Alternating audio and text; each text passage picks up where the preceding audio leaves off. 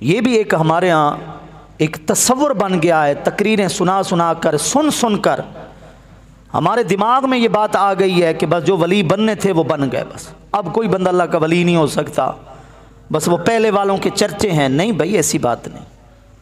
हाँ, उन बुजुर्गों के मर्तबे तक हम नहीं पहुँच सकते। हम सरकार गौसुल आज़म हुज़ूर सैयदना महबूब सुबहानी अलैहि रहमत तक नहीं पहुँच सकते। ख्वाजा खाजगां हज़रत ख्वाजा अजमेरी अलैहि रहमत तक नहीं पहुँच सकते। बाबा फरीदुद्दीन मसूद गंज शकर अलैहि रहमत के मर्तबे तक, सुल्तानुल आरिफीन सुल्तान बाऊ अलैहि रहमत के मर्तबे तक ये हमारा काम नहीं है पहुँचना। हम उनके कदमों की खाक भी नहीं। बात ये हो रही है कि ये मत समझें कि आप अल्लाह का कुर्बी नहीं हासिल कर सकते।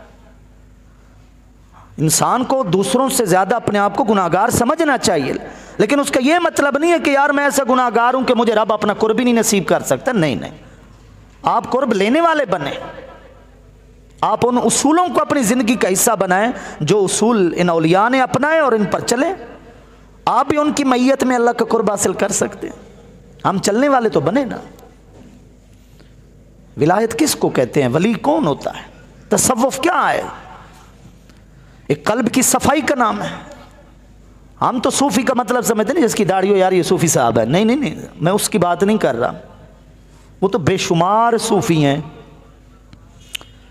सूफ़ी सफाई से है, जिसका दिल साफ़ हो चुका। जो दिल साफ़ करे वो अल्लाह के करीब आ जाए, जो नफ्स की ख्वाहिशों को छोड़े वो अल्लाह के करीब आ जाए। हज़रत बायज़ीद बिस्तामी रहमतुल्लाह तआला फरमाते हैं, जब मुझे रब की बारगाह के अंदर कुर्ब मिला, मैंने एक सवाल किया। मैंने अर्ज़ की, मेरे मालिक तेरे करीब होने का तरीका क्या है? कोई करीब होना चाहे तेरे तो उसका हल क्या है? उसको क्या करना चाहिए?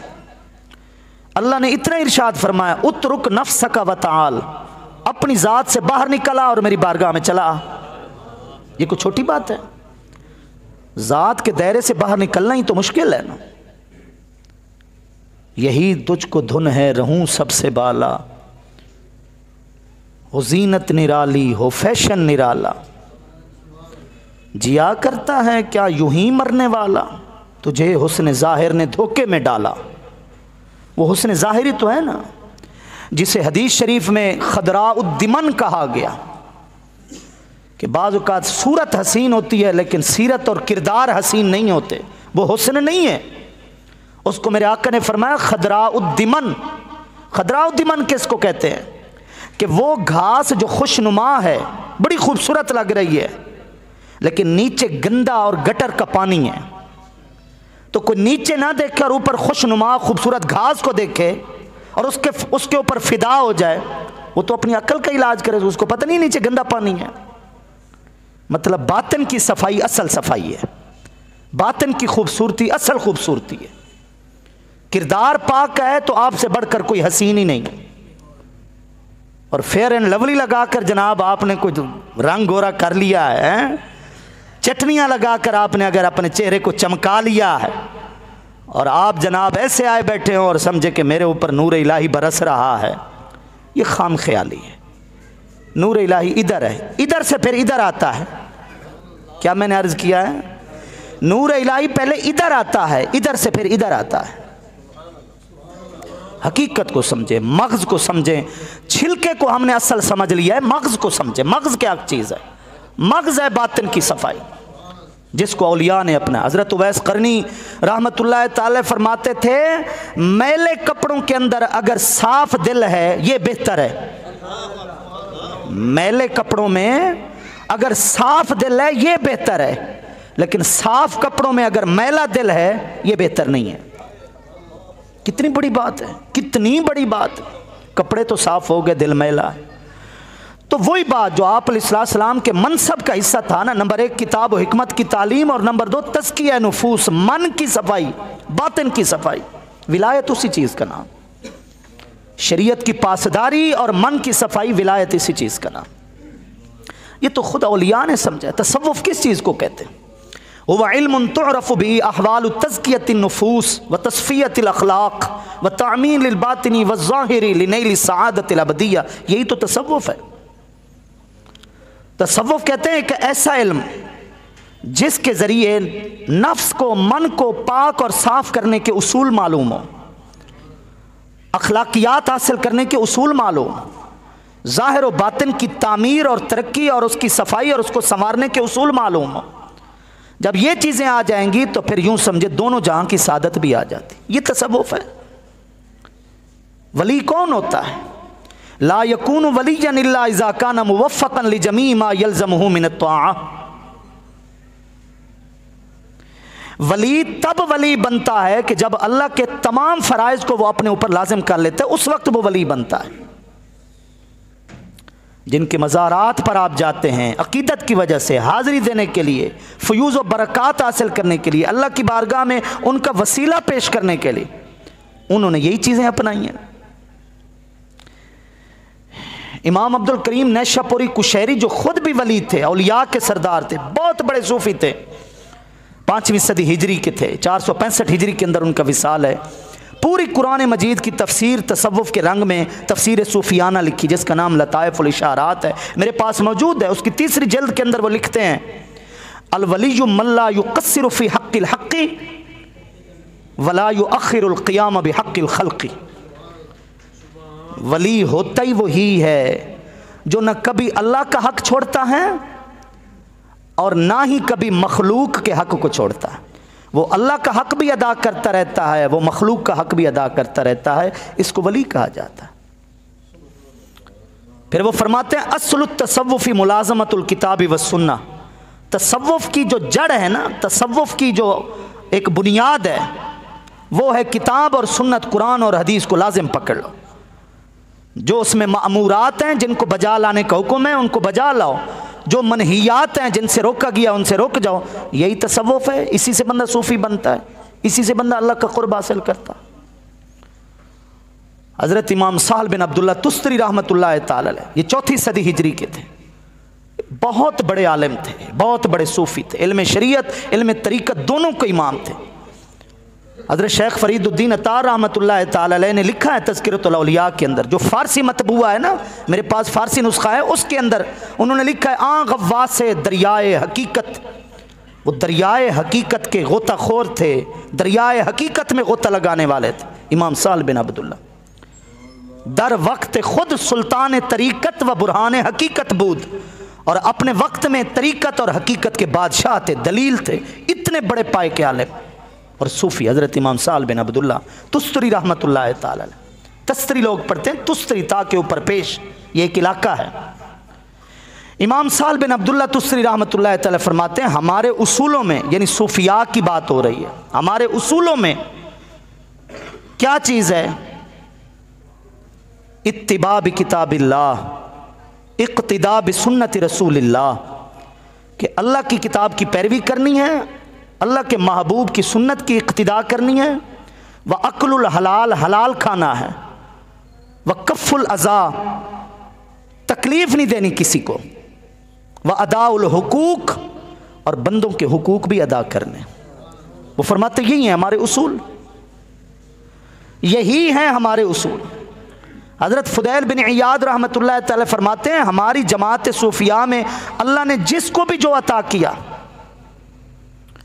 फ़राइज़ व वाजिबात के बाद वो फरमाते हैं, बिसलामत सद्र व बिसखाइल अनफुस व नुस्हि लिल उम्मा। हमने सीनों को साफ किया, हमने लोगों की भलाई का सोचा, हमने अपने दिलों को बुग़्ज़, हसद, हर तरह की बुराई से पाक किया। तब अल्लाह रब्बुल इज़्ज़त ने अपना खुसूसी मकाम और रुतबा हमें अता फरमाया, क़ुर्ब अता फरमाया। अब ये देख लें, ये औलिया की बातें मैं आपको बता रहा हूँ। उन्होंने हमें समझा दिया कि ये मकाम कैसे हासिल होता है, अल्लाह का क़ुर्ब कैसे हासिल हो सकता। लेकिन वो चंद चीज़ें हमने रट ली, ज़ाहिर को अपना लिया, जिनका दर्जा यूँ समझें कोई आखिरी दर्जा था ना, उसको हमने पकड़ लिया, और जिसका पहला दर्जा था, जो इस क़ुर्ब की पहली पहली बुनियादी तालीम थी, यूँ समझें, उससे हम महरूम हो गए। कश्फुल माजूब के अंदर हुजूर दाता अली उजवेरी रहमतुल्लाह तआला, आज देख लें, ये उस वक्त की बातें उन्होंने फरमा दी। 975 बरस से ज़्यादा अरसा गुजर चुका है दाता अली उजवेरी अलैहिर्रहमा के विसाल को, 975 बरस से भी ज़्यादा अरसा। उनका विसाल 465 हिजरी के अंदर है, राजिह कौल के मुताबिक। 5वीं सदी हिजरी में यहाँ तशरीफ़ लेकर आए अपने इस इलाकों में और दीन की तबलीग की। कश्फुल महजूब के अंदर वो लिखते हैं, वो फरमाते हैं चंद लोगों ने चंद इबारतें रट ली हैं और कहते हैं हमें तरीक़त का इल्म आ गया है। शरीयत को छोड़ देने का नाम उन्होंने तरीक़त रख लिया है, ख्वाहिश नफ्स का नाम उन्होंने शरीयत रख लिया है। ये उस वक्त उन्होंने अपने दौर में बातें फरमाई और फिर उन्होंने बहुत बड़ी नसीहत फरमाई, बहुत बड़ी नसीहत फरमाई। उसूल, बुनियादी उसूल। हज़रत दाता अली हुजवेरी रहमतुल्लाह ताला अलैह, यहया बिन माज राजी रहमतुल्लाह ताला का कौल नकल करते हुए कश्फुल माजूब में फरमाते हैं, इज्तनिब सुहबत सलासती असनाफी मिनन नास, 3 तरह के लोगों से हमेशा बच के रहना, 3 तरह के लोगों से हमेशा बच के रहना।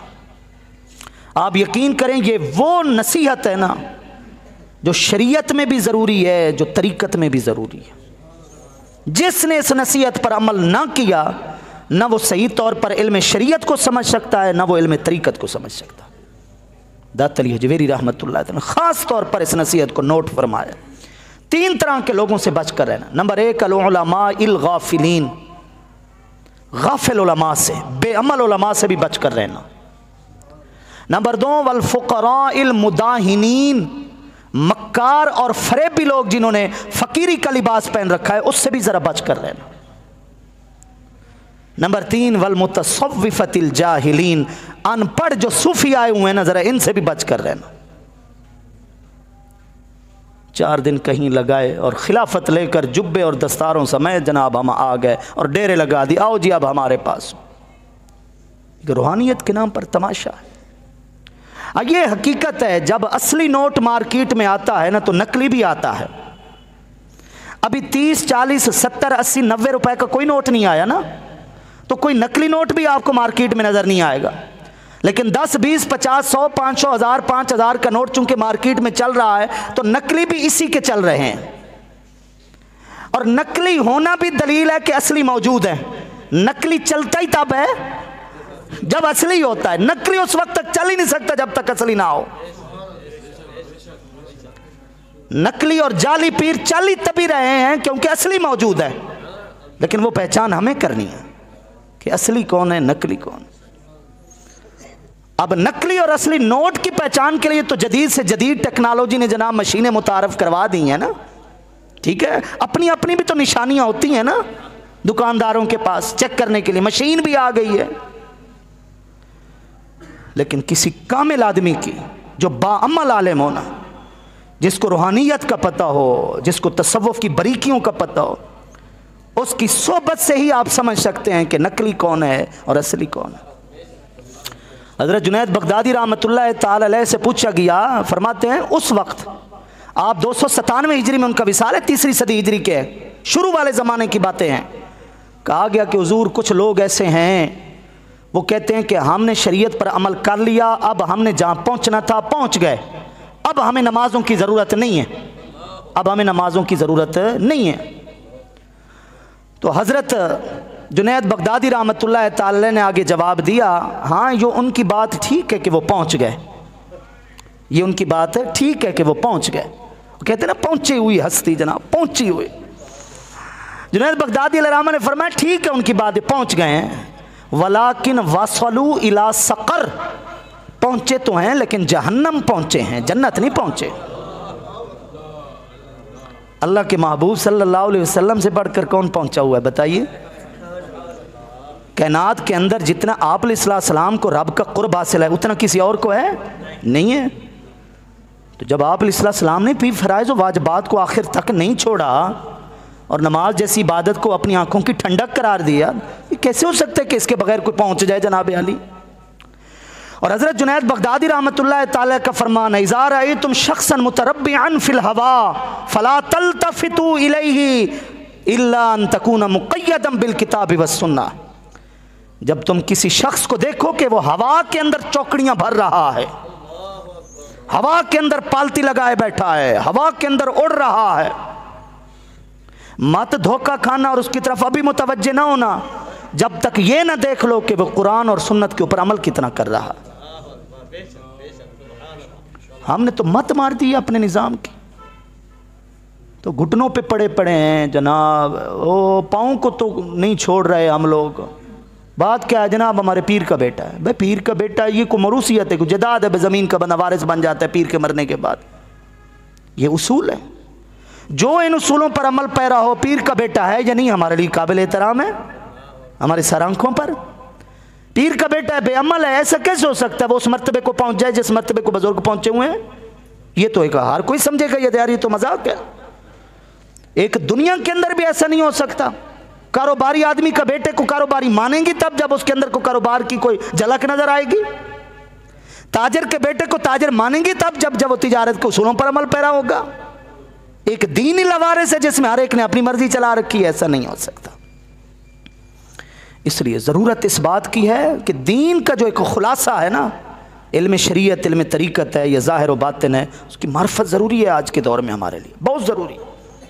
ताजदार गोला शरीफ हज़रत पीर मेर अली शाह रहमतुल्लाह तआला, बताइए क्या वो पहुँचे हुए नहीं थे? हैं जनाब, फिर उनसे बढ़कर कौन पहुँचा हुआ है? लेकिन उन्होंने हर मैदान में पैरा दिया। शरीयत को जिसने छेड़ा उसके लिए भी बाहर निकले, रूहानियत को जिसने छेड़ने की कोशिश की उसका भी तहफ़्फ़ुज़ आपने किया। ऐसे जामिअ शरिया व तरीक़ा हस्ती।